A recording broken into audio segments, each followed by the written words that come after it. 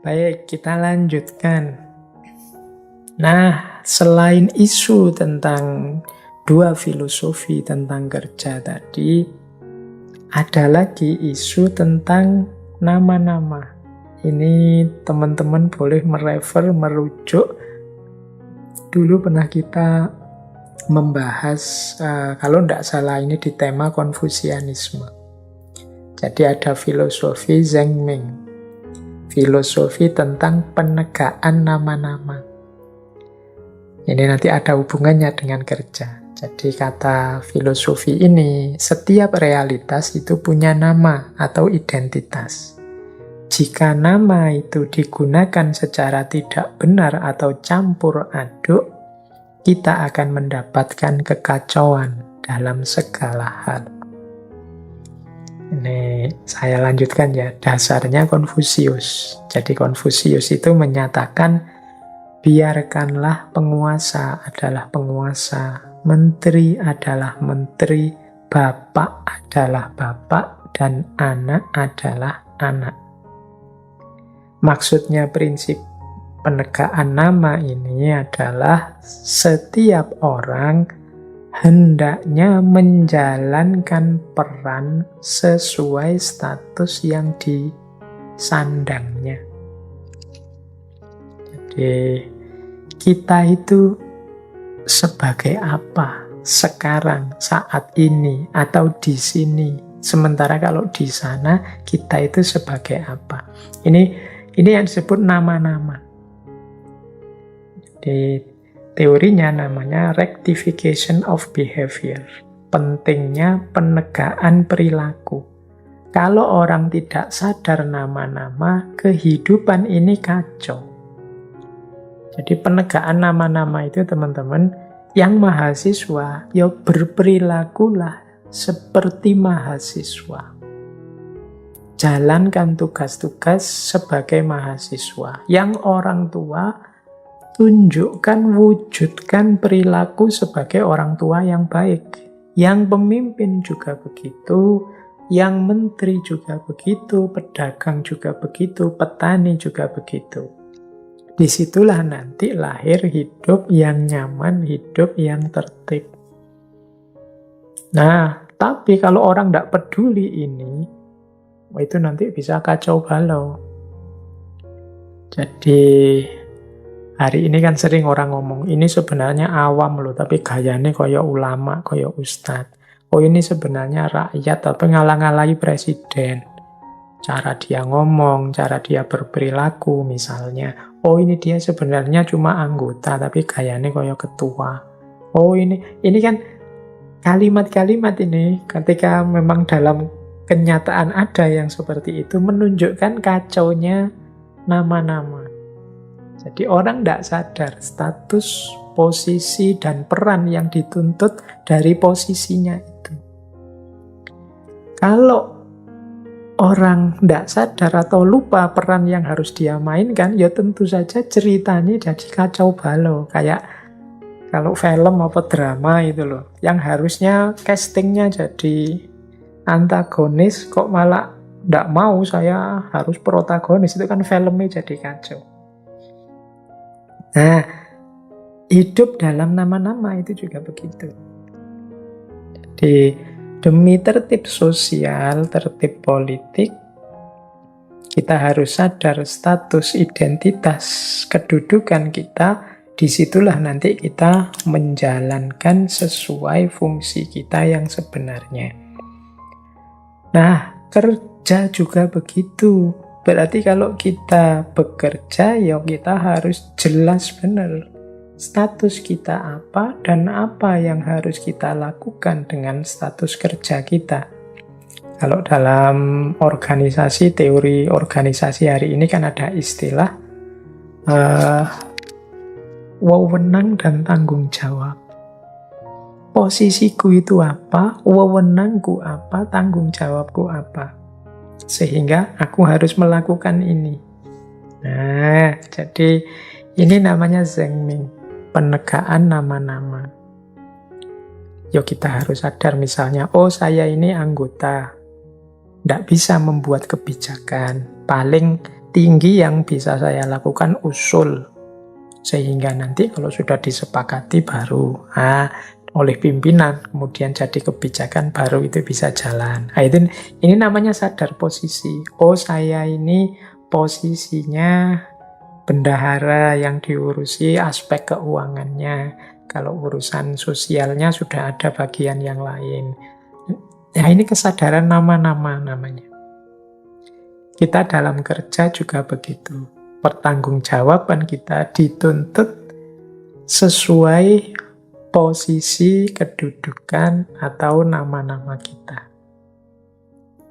Jadi ini filosofi selanjutnya. Setelah tadi kita kenal filosofi determinisme dan konstruktivisme, sekarang kita ketemu dengan filosofi Zhengming yang saya ambil dari Konfusianisme. Pentingnya orang sadar posisi, pentingnya orang ngerti statusnya, pentingnya orang ngerti wewenang dan tanggung jawabnya. Sehingga kerja yang dia lakukan akhirnya tepat guna. Tidak melenceng kemana-mana, tidak muncul kekacauan-kekacauan.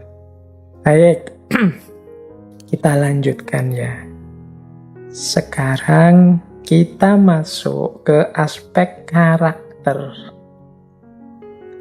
Jadi, kerja apapun yang kita lakukan itu tentu saja memerlukan dukungan karakter yang cocok, yang pas.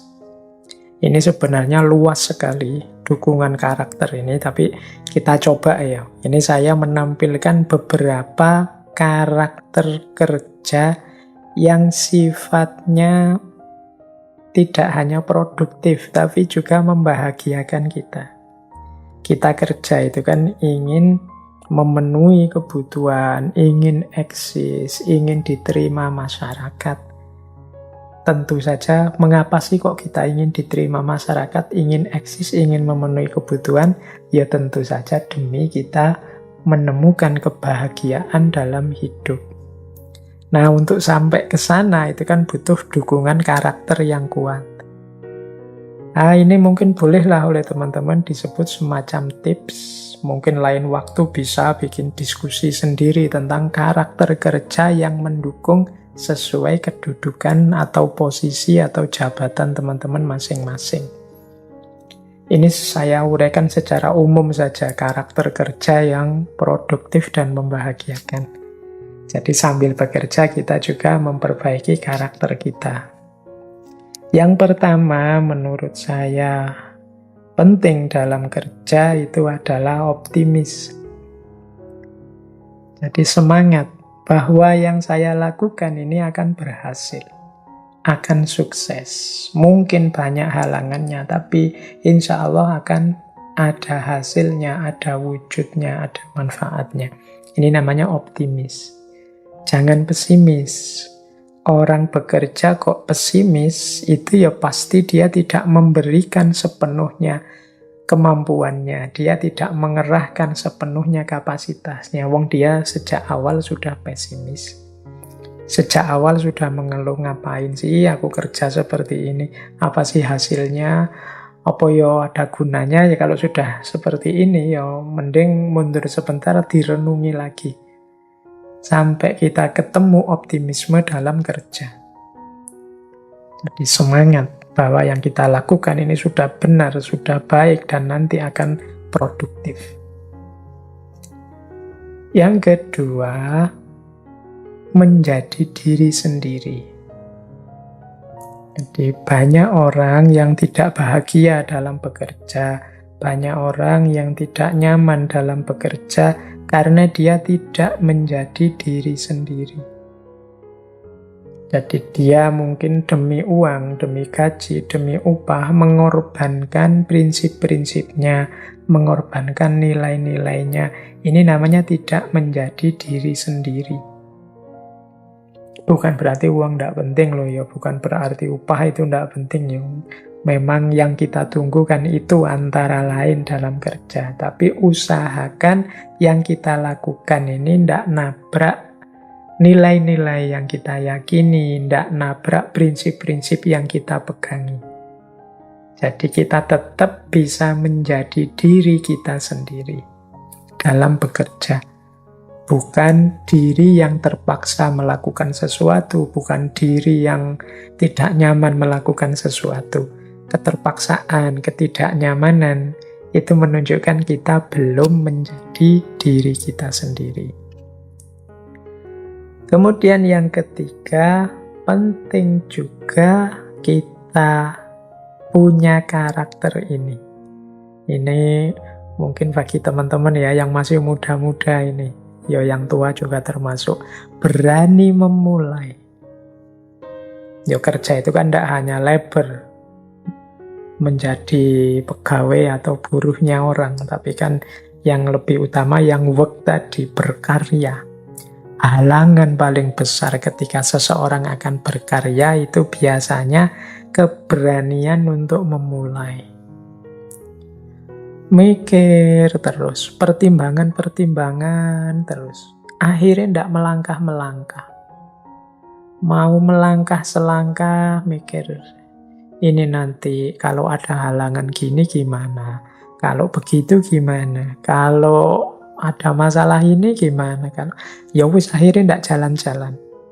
Tidak ada keberanian untuk memulai.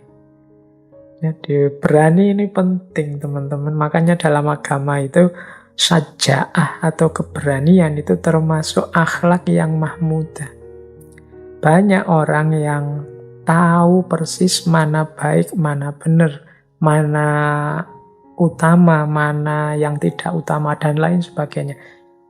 Cuma tidak banyak orang yang mau mengaktualkannya, berani menjalankannya segera. Jadi pertimbangannya macam-macam dulu sebelum menjalankan atau melakukan sesuatu. Nah, maka yuk dimulai, berani. Ini sebenarnya baik, Pak. Ini sebenarnya prospek, Pak. Tapi kalau begini, kalau begitu, terus biasanya terus tidak jalan-jalan. Ayo berani saja. Ada resiko, ya. Apa sih di dunia ini yang tidak ada resikonya? Apa sih di dunia ini yang sudah perfect, tinggal jalan saja? Kan tidak ada. Selalu ada, butuh perjuangan, butuh keringat, butuh jatuh bangun, apapun itu. Maka beranilah untuk memulai. Dan insya Allah apapun yang kita lakukan, apakah nanti memenuhi target-target yang kita pancangkan atau tidak, pasti ada manfaatnya, pasti ada gunanya, pasti ada hikmahnya. Maka jangan ragu-ragu untuk memulai, kalau itu memang sesuatu yang jelas baik, jelas benar. Dan sesuatu yang memang kita inginkan selama ini, kita idealkan. Itu yang ketiga ya. Jadi kalau kerja yang kita lakukan itu dengan karakter optimis, menjadi diri kita sendiri dan kita berani memulai, insya Allah menyenangkan kerja ini. Kemudian yang keempat, kalau tadi butuh keberanian, yang keempat ini penting juga, kebijaksanaan. Ada dua hal di titik kita yang menurut saya penting bijaksana, apa? Kebijaksanaan untuk mengakhiri dan menerima hasil. Kalau ini butuh kebijaksanaan, butuh kalkulasi-kalkulasi. Berani memulai penting, tapi ada kalanya juga kita harus paham, saatnya berhenti. Nah, ini butuh kebijaksanaan. Saatnya saya terima saja hasilnya memang seperti ini. Jadi menerima hasil itu kan kebijaksanaan. Hidup ini kan ndak kok mono atau linier saja, lurus, saya sudah gerak maju Pak, maju terus. Kalau kepentok memang ndak bisa maju lagi, harus sadar, memang saatnya harus diakhiri. Saatnya saya terima hasilnya apapun, ternyata ini batas kemampuan saya. Mengakhiri bukan berarti menyerah, mungkin belajar lagi, mungkin diperbaiki lagi untuk kemudian berjalan kembali. Jadi berani memulai dan kebijaksanaan dalam mengakhiri. Oke, ini yang keempat. Yang kelima, kerja itu membahagiakan kalau kita pinter mengelola waktu. Jangan sampai waktunya terlalu panjang, sehingga yang harusnya sesuatu itu menggembirakan, jadinya tidak menggembirakan. Misalnya, apa wis, kuliah, harusnya sih bisa lulus 4 tahun. Saya mampu lulus 4 tahun misalnya. Tapi kok terus kita terlena, tidak pinter memanfaatkan waktu, tidak pinter manajemen waktunya, akhirnya sampai semester 12, 13, 14 baru mau lulus. Meskipun nilainya cum laude, tapi kan waktu yang panjang itu mengurangi kenikmatan, kebahagiaan, kepuasan kita. Atau terburu-buru. Nah, sehingga hasilnya tidak maksimal. Ini baik terburu-buru atau terlalu lambat. Itu namanya tidak menghargai waktu. Kita harus pinter ngatur waktu. Karena kalau waktunya pas, cocok, sesuai, itu bahagia kita, nyaman bekerjanya. Tidak dikejar-kejar, tapi juga tidak kemudian terlena, akhirnya malah tidak produktif. Yang keenam, pekerjaan itu akan membahagiakan kalau tidak hanya sesuai target, tapi juga membawa manfaat dan maslahat. Membawa guna, membawa keuntungan, tidak hanya sesuatu yang menghasilkan. Jadi kan ada kalanya kita melakukan sesuatu, memproduk sesuatu, hasil sih, tapi kok terus tidak ada gunanya. Tidak ada manfaatnya, tidak ada maslahatnya. Kita misalnya nulis, sudah capek-capek nulis karena kita nulisnya ternyata mungkin tema yang tidak terlalu urgent, atau sudah terlalu banyak orang nulis tentang itu misalnya, sehingga tulisan kita jadi. Mungkin kita puas, tapi manfaat dan maslahatnya jadinya kurang. Nah ini kan bukan berarti salah, tapi terus bahagianya kita kurang, puasnya jadi kurang. Maka nilai kerja yang menghasilkan manfaat dan maslahat besar, itu akan lebih membahagiakan.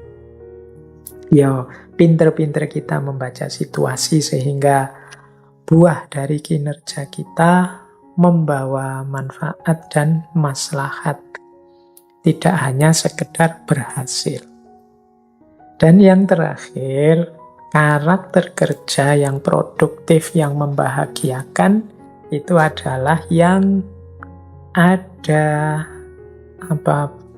situasi yang lebih baik. Jadi ada proses menuju kondisi yang lebih baik dari sebelumnya. Jadi sebelum saya melakukan ini, Pak, situasinya begini, tapi setelah saya melakukan itu, akhirnya berubah. Sebelum saya melakukan ini, orang-orang di sini itu, Pak, musuhan semua. Tapi setelah saya ajak musyawarah, saya ajak rundingan, sekarang pada rukun, mau gotong royong. Ini kan ada situasi lebih baik. Sebelum saya membuat alat ini orang-orang kalau kerja capeknya luar biasa, tapi setelah saya menghasilkan alat ini, itu mereka tidak terlalu capek lagi. Ini kan membahagiakan. Ada situasi yang lebih baik dari sebelumnya. Nah, teman-teman, ini mungkin bisa bahan refleksi kita ya. Mari membangun ini. Kalau kita ingin kerja yang tidak sekedar produktif, tidak sekedar menghasilkan, tidak sekedar membuahkan income untuk kita, tapi juga membahagiakan.